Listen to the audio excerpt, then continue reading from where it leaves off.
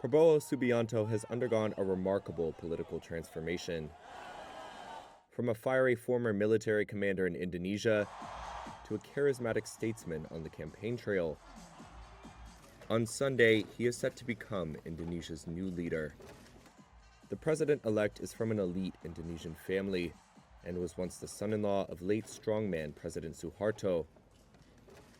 The former Special Forces commander was dismissed from the military amid speculation over human rights abuses, which he denies.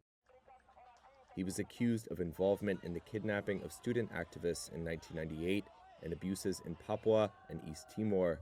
He was also barred from entering the United States due to alleged human rights violations. In the past, Prabowo has advocated returning to an earlier version of the Constitution, where the president is not directly elected by the people. Jayadi Hanan is the director of the Indonesian Survey Institute.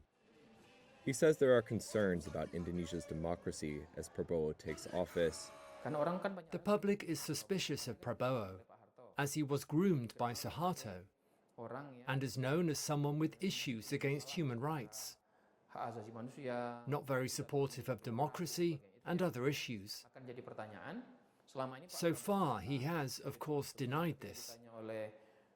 A foreign media once asked if Prabowo is anti-democracy, and he said he was chosen democratically, and Indonesia's been a democracy for so long. Those, I think, are the public's main concerns. Some analysts say Prabowo may follow in the footsteps of predecessor Jokowi Widodo.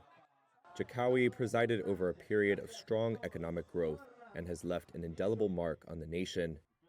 But critics say his rule has also been marked by a rise in old-time patronage and dynastic politics, as well as the diminished integrity of courts and other state institutions. After serving 2 terms and a decade in power, Jokowi turned his back on his own party candidate and helped secure a win for his once bitter enemy Prabowo, whom he defeated in the 2014 and 2019 elections.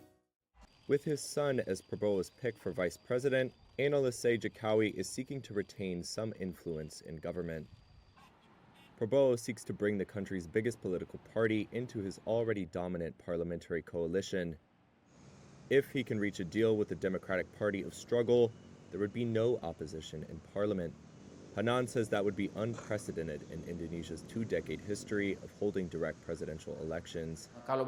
If it's true that all parties are given ministerial seats, including the Indonesian Democratic Party of Struggle, that means for the first time after the reformation, this government will not have an opposition, or there will be no party outside of the government.